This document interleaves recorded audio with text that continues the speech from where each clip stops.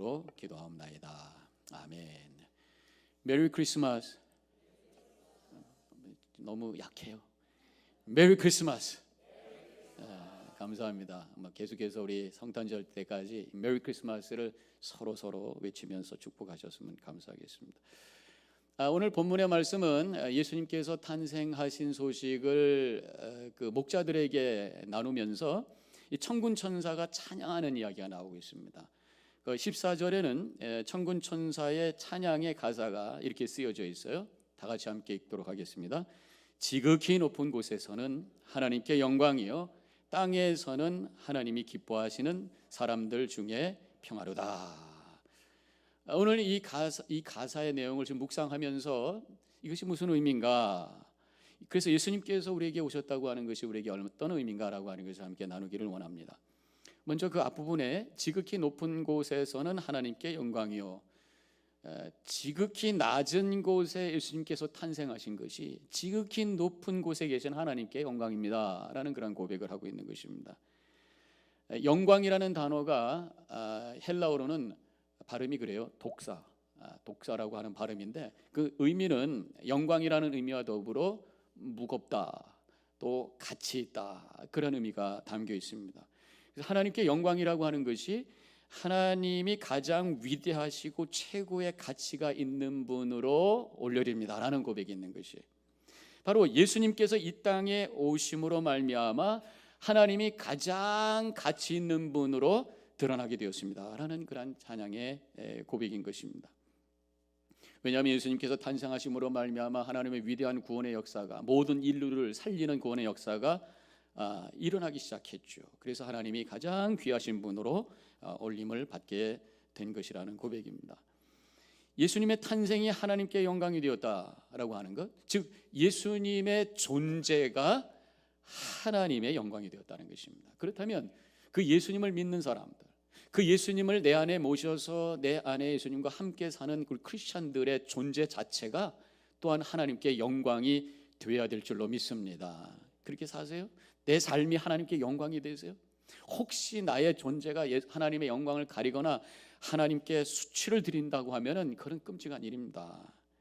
내 안에 믿음으로 말미암아 빛이 되는 삶을 통해서 많은 사람들이 하나님을 발견할 수 있는 삶을 통해서 내 존재와 나의 삶이 하나님께 영광되는 복된 삶을 살아가시기를 주님의 이름으로 간절히 축원합니다. 보통 사람들은 자기의 영광을 위해서 살아요.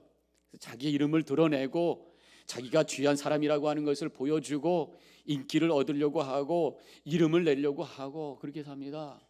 그것을 우리가 교만이라고 그래요.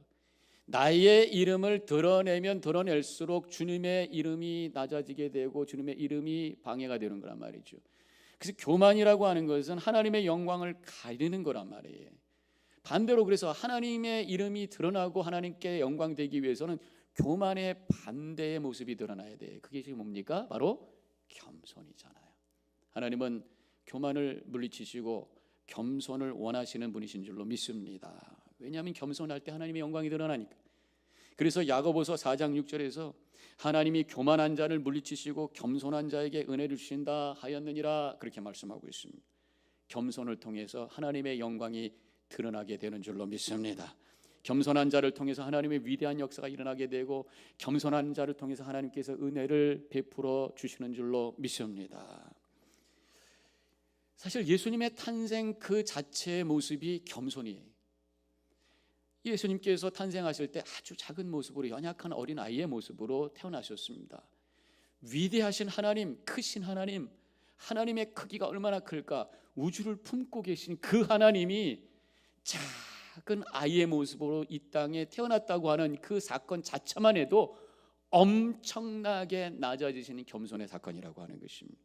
그런데 그 어린 아이의 모습으로 오셨는데 그 모습도 멋진 곳에 태어나신 것이 아니라 마국간에서 말구 위에 태어나셔서 비천한 자리에 오셨다고 하는 것, 바로 겸손의 모습이에요. 이렇게 예수님의 겸손이 하나님께 영광이 되었다고 한다면 우리도 바로 그 모습을 따라서 겸손의 모습을 살 때에 그것이 하나님께 영광이 된다고 하는 것입니다.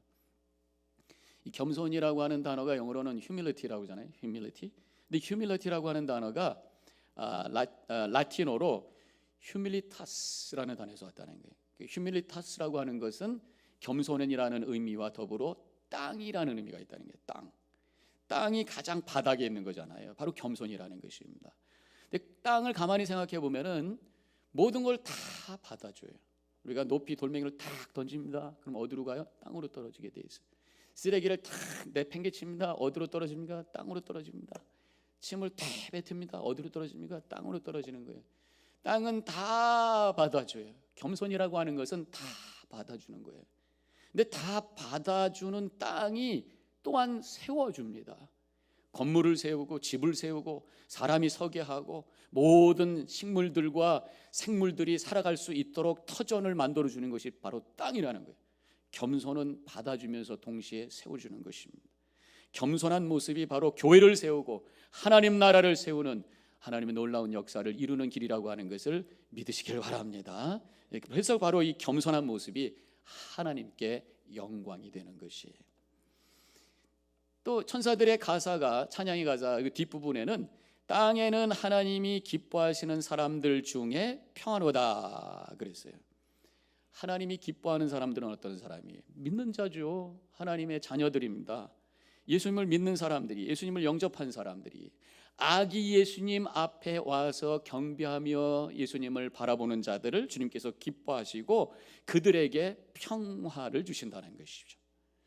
자, 그러면 아기 예수님을 바라보는 자들에게 평화가 온다. 이게 무슨 뜻일까? 곰곰이 제가 묵상을 해보면서 몇 가지 생각을 해봤는데요. 첫 번째로는 아기 예수님의 그 순수함을 바라볼 때에 평강이 임한다고 하는 것입니다. 사람은요, 이 깨끗하고 맑은 것을 보면 마음이 편안해지게 되어 있습니다. 그래서 잔잔한 호수를 보면은 어때요? 마음이 편안해지죠. 잔잔한 호수를 보면서 신경질 나는 분 계세요? 마찬가지로 아이들의 맑고 순수한 얼굴을 보면은 마음이 뭔가 맑아지고 깨끗해지고 순수해지고 기쁨이 오잖아요. 그래서 제가 한번 인터넷에서 찾아봐서요, 좀 맑고 순수한 얼굴들이 어떤 얼굴이 있을까? 예수님의 얼굴을 좀 생각하면서 약간 그 동양 사람은 아닌 이런 얼굴을 찾아봤는데 굉장히 맑고 깨끗해요. 그렇죠? 또 이 아이가 같은 아이는 아니지만 깨서 이제 웃고 있는 얼굴도 한번 찾아봤어요. 이렇게 웃고 있단 말이죠. 이런 얼굴을 보면서 어떤 마음이 드세요? 아이들의 이 모습을 보면서 기분이 나쁘고 화가 나고 막 이상한 마음이 생긴다. 의사를 만나보셔야 되겠죠. 뭔가 잘못된 거예요. 순수한 얼굴을 바라보면 마음의 평화가 오게 되어 있습니다. 근데 예수님의 얼굴이 뭐 우리가 본 적은 없습니다만은 제가 상상하기는 아까 나왔던 그 어린아이들의 그 순수하고 아름다운 모습보다 훨씬 더 순수하고 아름다웠을 거라는 생각이 들어요. 왜? 모든 아이들은 다 원죄를 갖고 태어납니다. 그러나 예수님만은 원죄가 없이 가장 깨끗하고 순수한 분으로 태어나셨어요. 그래서 예수님의 얼굴에는 가장 고결하고 가장 깨끗하고 가장 맑고 아름다운 웃음이 있었을 것이라는 것입니다. 그것을 상상하면서 예수님의 얼굴을 바라볼 때에 우리 마음속에 평강이 임하게 되는 줄로 믿습니다. 또 한 가지는요, 우리 아기 예수님을 바라보면서 거기에서 가능성을 보고 그래서 소망을 갖기 때문에 우리 속에 평화가 오는 것이, 예수님께서 태어나셨을 때에 사실은 예수님께서 아무것도 하실 수가 없었습니다. 어린아이니까. 예수님이 태어나자마자 뭐 나를 따르라 그러면서 벌떡벌떡 일어나서 걸어가신 것도 아니고, 예수님이 태어나자마자 뭐 기적을 이루신 것도 아니고, 그저 연약한 모습으로 누워가지고 그냥 빵긋빵긋 웃기만 하셨을 거란 말이죠. 그런 연약한 모습, 여전히 기저귀 차고 누워있는 아무것도 할 수 없는 상태지만, 그러나 그 예수님의 모습 속에는 앞으로 세상을 뒤집는 그런 엄청난 가능성이 보여지는 그런 모습이라는 것입니다. 믿습니까? 어린아이 모습이지만 33년 뒤에 온 인류를 위해서 죽으시고 구원하시는 엄청 역사를 이루실 그 가능성이 그 속에 있는 거예요. 만왕의 왕으로 모든 사람들에게 경배받으실 분으로 죽음의 세력을 제압하시고 누르실 능력자로 임하실 그 가능성이 어린아이의 예수님의 모습 속에 있다라고 하는 것입니다. 지금 예수님이 누워 계신 곳은 마구간 말구유예요. 비천하고 처참한 장소입니다. 그러나 그 장소가 가장 거룩한, 가장 희망이 있는 장소가 된 줄로 믿습니다. 그래서 우리는 그 예수님의 모습을 보면서 우리의 삶이 때로는 처참하고 비천한 상황에 있을지라도 그 예수님을 바라보는 사람은 소망할 수 있는 것입니다. 여러 가지 문제로 마치 내가 밑바닥과 같은 상황, 차가운 돌멩이로 만든 말구에 누워 계신 예수님과 같이 지금 내 자리가 차갑고 딱딱하고 불편하고 이렇게 누워도 불편하고 저렇게 누워도 불편하고 답답한 상황에 있을지라도 바로 말구육간에 태어나신 예수님을 바라볼 때에 우리의 삶 속에 소망을 발견하게 되는 줄로 믿습니다. 소망이 있는 자에게는 평화가 있는 거예요. 사실 예수님의 마구간을 생각해 보면요, 예수님의 마구간은 거절감을 경험한 자리입니다. 부모가 여관에 들어가서 아기를 낳으려고 그랬어요. 근데 자리가 없다고 넣어주질 않았어요. 그래서 할 수 없이 들어갔던 데가 바로 마구간입니다. 예수님의 마구간은 상처받은 자리, 거절감의 자리, 만왕의 왕, 우주의 통치자가 세상에 오셨는데도 사람들이 웰컴하지 아니하고 거절했어요. 그 자리가 바로 마구간이라고 하는 것입니다. 그러나 그 마구간이 소망의 자리였고 희망의 자리였고 가능성의 자리였고 은혜의 자리였던 것을 우리가 경험하면서 때로는 우리가 이 거절감의 자리에 빠질 때가 있어요. 마치 마구간에 던져진 것처럼 다른 사람들에게 무시당하기도 하고 비난당하기도 하고 그래서 아픔 가운데 가슴을 붙들고 있을 때가 있습니다. 그러나 그 자리에 우리 아기 예수님을 모시고 믿음으로 고백하는 자에게는 얼마든지 미래에 대한 가능성과 희망이 있는 줄로 믿으시기를 바랍니다. 그때 거기에 평강이 임하게 되는 것입니다. 또 한 가지, 우리 아기 예수님을 가만히 보면 연약한 모습이에요. 아무것도 할 수 없는 연약한 모습입니다. 그러나 그 연약함 속에서 우리는 평화를 보게 됩니다. 오히려 연약함이 모든 것을 이기는 능력이라고 하는 것을 우리가 믿음으로 고백할 때 평안을 얻게 되는 것입니다. 예수님은 태어날 때 뭐 칼을 들고 불병거를 타고 하늘에서 뛰어내려오신 분이 아닙니다. 연약한 아기의 모습으로 누워 계신 분이 바로 예수님입니다. 그런데 그 연약함이 오히려 평화를 만든다는 것입니다. 우리 가운데 갈등이라고 하는 것은 가만히 보면은 내가 모든 것을 컨트롤하려고 그러고 내가 좀 더 힘을 쓰려고 하고 어떤 도전에 대해서 맞서고 싸우려고 할 때 거기서 갈등이 생기고 거기서 문제가 생기고 상처가 생기고 싸움이 만들어지는 것입니다. 근데 어떤 도전이 와도 거기에 응답하지 아니하고 그냥 어린아이와 같이 가만히 있어 보여요. 아무런 일이 일어나지 않습니다. 거기서 오히려 평화가 만들어지는 것이에요. 진정한 평화는 칼 들고 뛰어나오는 것이 아니라 기다리는, 그래서 무폭력, 무저항주의가 진정으로 평화를 만드는 방법이라고 하는 것을 우리 예수님의 얼굴, 그 어린아이의 모습을 보면서 다시 한번 고백할 수 있어야 되는 것입니다. 예수님이 분명히 이렇게 말씀하셨어요. 내가 오른쪽에 뺨을 맞으면 반대편도 내놔라, 그런 얘기예요. 맞았으니까 너도 마저 주먹질하지 말고 그냥 받아라. 그게 예수님의 방법, 평화를 만드는 방법이었다고 하는 것입니다. 그래서 예수님이 잡히실 때에 군인들이 잡으러 왔을 때에 가만히 그냥 받아들이셨어요. 저항하지 않으셨습니다. 오히려 베드로가 칼을 들었을 때 칼 쓰는 자는 칼로 망하느니라 그러면서 야단을 치셨어요. 예수님이 십자가형을 받으실 때에 얼마든지 그 자리에서 뛰어나가실 수 있는 분입니다. 그럼에도 불구하고 그대로 묵묵히 십자가형에 당하셨어요. 그 연약한 모습이 싫어서 가룟 유다는 뛰어나가서 예수님을 배반했던 겁니다. 그러나 그 예수님은 그 연약함, 그래서 예수님은 온유함과 겸손이라고 말씀하셨어요.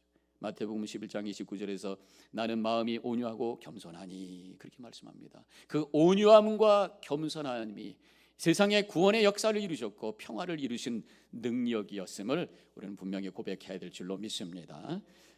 한때 그 베스트셀러였던 치킨숲이라고 하는 그 책이 있죠. 그 시리즈가 많이 나왔었는데 한국말로도 번역이 됐습니다만은 제가 한번 읽었던 적이 있어요. 거기에 정말 평화를 만드는 방법이 뭘까라고 하는 것을 알려주는 스토리가 하나 있습니다. 조지 레이키라고 하는 분인데 이분은 미국의 스와스모어 대학의 교수님입니다. 한국에도 방문했던 적이 있으신 분인데 이분이 한 번은 안식년이 되었어요. 그래서 어떤 의미 있는 일을 할까 하다가 평화봉사단에 조인을 하게 됩니다. 그 평화봉사단은 인권운동 변호사를 도와주는 일을 하는 그런 봉사단이에요. 그래서 이분이 스리랑카로 가게 됩니다. 스리랑카는 당시에 민주화 운동이 있었죠. 1989년인데 민주화 운동이 있었습니다. 그러다 보니까 이제 인권 운동을 하시는 분들이 많은 그 박해를 당하시고 위험을 당하시고 어떤 때는 죽음을 당하십니다. 그래서 이 평화봉사단들이 여러 나라의 그런 운동을 하는 분들을 찾아다니면서 도와주는 거예요. 이런 그 인권 변호사들이 어떤 일이 일어나냐면 위험하니까 사무실에 나가서 일을 못 해요. 그래서 은신처를 거하는 데를 은신처를 옮겨 다니면서 그렇게 운동을 하는데 가끔씩 손님이 와가지고 문을 열고 나갔다가 총에 맞아서 돌아가시는 경우가 있다는 것이. 그래서 이 평화봉사단들이 가서 하는 일이 이 변호사들, 이런 그 인권 변호사들과 함께 다니면서 손님이 오면 먼저 나가서 맞이하는 일을 하는 거예요. 총에 맞을 수 있는 굉장히 위험한 일이잖아요. 그러면서 가는 거예요. 떠나기 전에 친구에게 이제 이런 일을 한다고 그러니까 위험하니까 내가 총을 하나 사주겠다 그랬다는 거예요. 그때 이분이 우리는 비무장으로 봉사하는 거라고 얘기합니다. 그러면 총이 아니면 그럼 방탄조끼라도 하나 사들고 가라고 사주겠다고. 그때 이분이 친구에게 이렇게 말했다고 합니다. 내게 정말 좋은 무기가 있는데 그것이 바로 나의 연약함이야. 연약한 자로 폭력 앞에 서는 것이 오히려 폭력을 이기며 평화를 만드는 방법이다 라고 하는 것을 그분이 고백을 했고 그것을 통해서 평화를 만들어 갔다고 하는 것입니다. 그래서 조지 에리키 씨는 3개월 동안 그 일을 하면서 아무 일 없이 잘 그 사역을 마치고 돌아왔고 이 평화봉사단은 10년 동안 활동을 했는데 한 사람도 총에 맞지 않고 그 일을 잘 감당하고 돌아왔다고 하는 것입니다. 폭력 앞에 온유함, 연약함, 순수함으로 서 있을 때 오히려 그것이 평화를 만드는 길이다라고 하는 것을 이야기를 통해서 다시 한번 확인하게 됩니다. 저는 더 나가서 대응하지 않고 가만히 있는 것보다 더 연약한 모습이 있어요. 그것은 뭐냐면 오히려 용서해 주는 것입니다. 폭력 앞에 그것을 용서해 주는 것. 누군가가 나에게 고통을 주고 아프게 하고 힘들어 했을 때 그것을 대항하고 맞서는 것이 아니라 오히려 그 사람을 계속해서 용서해 주는 것. 이것이 연약한 모습이고 어떤 때는 바보 같은 모습일지 모르지만 오히려 그것이 평화를 만드는 것이고 그것이 예수님께서 원하시는 것이 그것이 예수님께서 우리에게 보여주신 모습이라고 하는 것입니다. 예수님은 어린아이의 모습으로 연약한 모습으로 태어나셨어요. 그것이 평화라고 말씀하고 있습니다. 예수님은 십자가에 다니실 때 연약한 모습으로 그대로 받으셨어요. 더 나아가서 예수님은 십자가에서 자기를 못 박는 자들을 용서하셨잖아요. 누가복음 23장 34절에 아버지 저들을 사하여 주옵소서 자기들이 하는 것을 알지 못함이니이다. 그렇게 용서하심으로 평화를 만드시고 생명을 살리는 구원의 길을 활짝 열게 되셨음을 우리는 고백하게 됩니다. 한국에 1991년에 여의도 광장에서 차를 돌진해서 자전거와 롤러스케이트를 타고 있던 사람들을 죽게 하고 다치게 한 사건이 있었어요. 혹시 기억하는 분들 계실지 모르겠습니다만은 소위 묻지마 살인. 이 사람이 재판을 통해서 사형 선고를 받게 됩니다. 사형 선고를 하던 날 어떤 할머니가 이 검사를 찾아와 가지고 그 사람을 용서한다고 얘기를 해달라는 거예요. 알고 봤더니 그 사람이 죽게 했던 그 아이의 할머니인 거예요. 그리고 영치금까지 넣어주고 눈이 굉장히 그 사형수가 나쁘다고 했는데 안경까지 맞춰주었다는 얘기가 있습니다. 그 이야기를 들은 이 사형수가 마음이 열려서 자기 이야기를 하기 시작합니다. 충북 옥천의 시골 마을에서 태어납니다. 아주 가난한 생활에 살게 되는데 엄마가 너무 지쳐가지고 집을 나가게 돼요. 아버지가 찾아냅니다. 데리고 들어와가지고 막 두들겨 팹니다. 다시 도망갑니다. 또 찾아와서 두들겨 팹니다. 또 나갑니다. 그러다 결국 엄마가 나가서 다른 남자하고 살아버리게 말해요. 화가 난 아버지 술과 노름으로 전전긍긍하다가 자살을 해버립니다. 가족들이 뿔뿔이 흩어집니다. 살아야 되니까 그 어린 나이에 돈을 벌기 시작합니다. 근데 눈이 너무 나빠요. 약시예요. 그래서 뭐를 일을 해도 자꾸만 실수하니까 또 잘리고 또 입사했다가 또 잘리고 그래서 너무 힘들어서 희망을 잃어버리면서 자살을 시도합니다. 자살 시도도 실패합니다. 나중에 절도를 하다가 훔치다가 걸려가지고 감옥에 들어가서 몇 개월 살고 나옵니다. 너무 세상에 대해서 분노로 가득하게 됩니다. 빌어먹을 세상, 많은 사람이 죽이고 나다 죽자. 그리고 이제 차를 훔쳐가지고 여의도 광장으로 가서 사람들을 향해서 질주하게 된 거예요. 이 사람에 의해서 손자를 잃은 할머니가 예수님의 가르침대로 내가 살기 위해서 그 사람을 용서하기로 했습니다. 그리고 용서해주고 가서 복음을 전합니다. 그래서 그날 사람이 예수를 믿어요. 그리고 세례를 받습니다. 그리고 이 할머니가 다른 사람들과 함께 감형운동을 일으킵니다. 그러나 법은 법이니까 사형을 당하게 되죠. 근데 마지막에 죽기 전에 주변에 있는 사람에게 그 사람은 이렇게 말했다고 합니다. 인간 대접을 해주신 것 감사합니다. 짧은 시간이었지만 인간답게 살다가 나는 이제 떠납니다. 감사합니다. 그리고 떠났다는 얘기가 있습니다.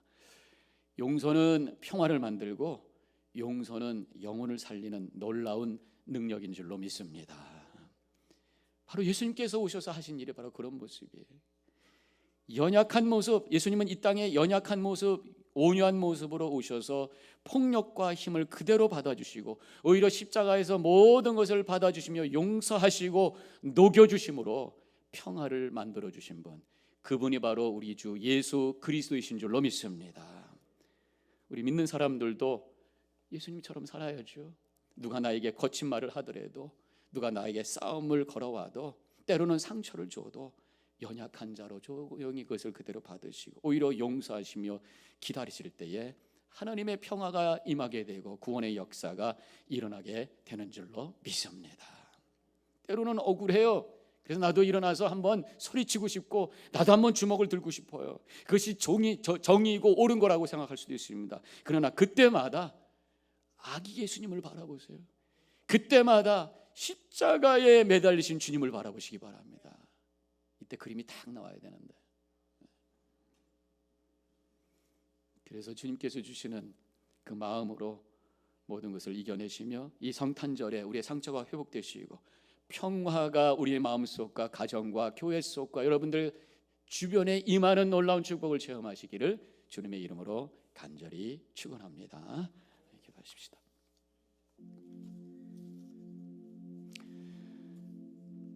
하늘에는 영광이요 땅에는 평화요. 예수님의 탄생을 통해서 아름다운 찬양이 불려졌습니다.